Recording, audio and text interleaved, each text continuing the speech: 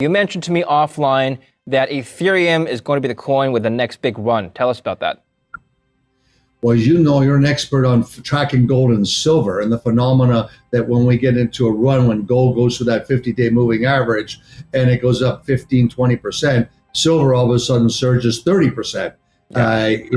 And so Ethereum is much like silver is to gold, Ethereum to Bitcoin. Bitcoin makes the big charge, and all of a sudden Ethereum explodes on the upside.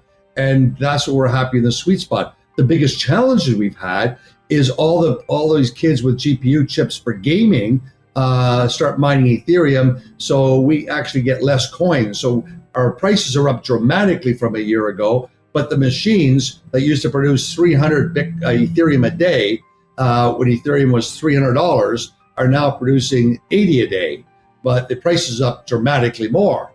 So actually our net revenue, our gross revenue is higher. But I think it's because all these gamers, so think of this, the gamers are in crypto all over the world, and gaming as a whole is a $600 billion business. A limited supply, that is the difference between Ethereum and Bitcoin. Are you not concerned that, like you said, you've got people producing Ethereum on other platforms, perhaps another miner would come in where perhaps you would ramp up supply as well yourself? Are you not concerned that fundamental, the demand supply fundamentals of Ethereum may weigh down in the price in the future? What do you think? No, I think the biggest thing in the fear that's been now for 4 years is that Ethereum is going to go from proof of work, which is mining and validating the encryption, to a proof of stake. It hasn't happened.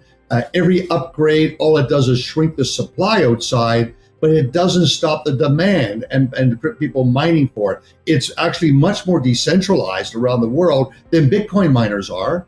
And I think it's interesting because they call it hashing power difficulty. It's gone to new highs as Bitcoin hasn't.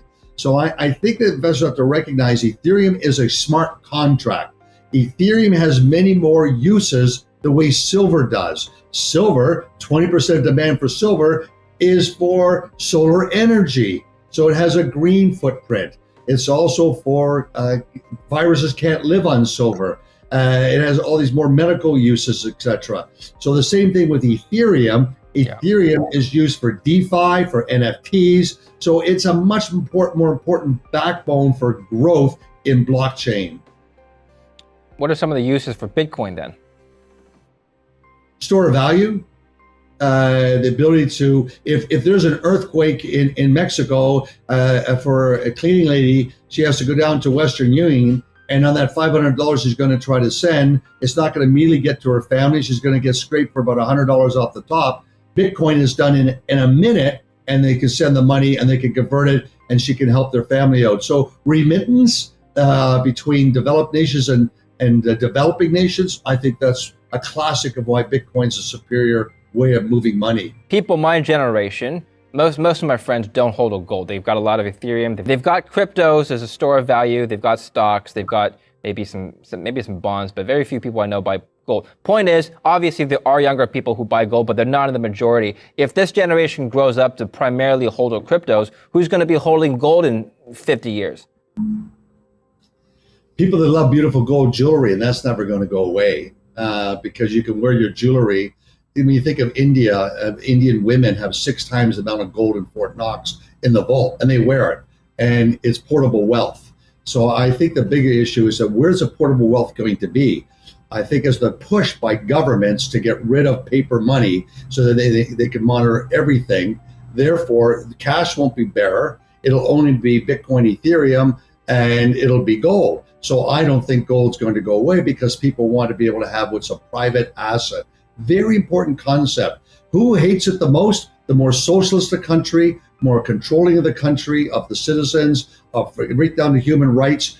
China kicks everyone out because they're coming with their own digital money. You can see this evolving, but crypto is too big. It's just a global phenomena. When I wear a shirt like this, David, I get people telling me all about Ethereum and Bitcoin. I wear gold and go gold, and it's like, who's he? Who cares? So it's interesting that how this ecosystem around the world is much more caught up with blockchain and crypto money. What should you be hodling? Gold, Bitcoin, Ethereum? I guess it depends on who you are, right? Can you help us out here? If I were, well, let's say if I were a millennial, I've still got some years to me before retirement. What should I be hodling versus somebody who's already entering their retirement ages? If you're an older investor or a conservative mindset, clearly gold. Gold is just a great trade, and it's lagged the markets on a relative basis for the money printing, and I think it should have a projectile potential for $3,000 in a short period here. But if you're an aggressive investor and you're younger, owning Bitcoin and owning Ethereum, or to make it simple, you can own Hive and you get both. Let's talk about Hive for a little bit more before we move on to the coins. Now, you mentioned that you have been very profitable this year. Tell me how you did that. I assume both your, obviously, cryptos have done nice runs, so that's contributed to your profits.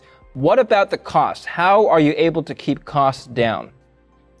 If you converted our Ethereum into Bitcoin, our cost is about $3,000 a Bitcoin if you did that conversion. So what does that mean? It means in the past 12 months, Ethereum has outperformed Bitcoin. We're the only Ethereum producers.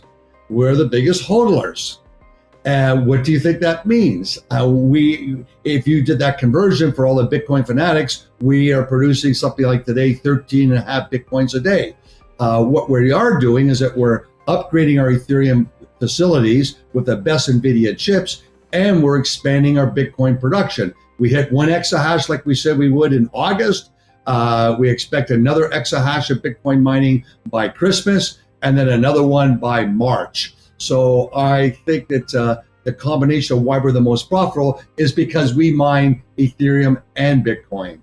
What about electricity costs? I mean, as you expand your operations, would you not expect fixed costs to go up? Tell us about that side of the operations. Absolutely. You see that pressure point, unless you're building your own facility like we're doing in New Brunswick, that's 30 megawatts going to 50 megawatts to 70 megawatts, and we're expanding Bowdoin by another 10 megawatts. We've been invited into a sort of consortium to do 200 megawatts. But for us, it's more difficult, David, because we've really stayed focused on being the only green, clean miner. So we only, at this stage, use geothermal and hydroelectricity. We haven't used solar. We haven't used wind, but we've used in cool jurisdictions like Sweden and Iceland and Canada. Why is it important for you to operate in a jurisdiction where renewable energy is abundant? I mean, I'm just thinking, wouldn't it be more mobile or perhaps even cheaper to operate anywhere else where you're just using regular petroleum or electricity from other fossil fuel sources? No, I don't think so. And you can get great contracts and stable energy in Sweden. In fact, we use the hedging market and we locked in 2 cents costs. That's the lowest in the world. Of all the crypto mining companies, there's no one there can say they got 2 cent electricity that's green in particular. So I think we're in a very sort of sweet spot that way, but it's becoming more difficult in finding good, green, clean operations. One of the most difficult provinces is Quebec. And what I'm told is the aluminum lobbyist groups have planted all this FUD, fear and uncertainty, and basically a distrust for anything that's Bitcoin mining because they're worried about electricity going to hurt them. But that's just FUD. There's just so much of surplus electricity that Quebec sells into the U.S. And they are treating Bitcoin mining with a very old school mindset.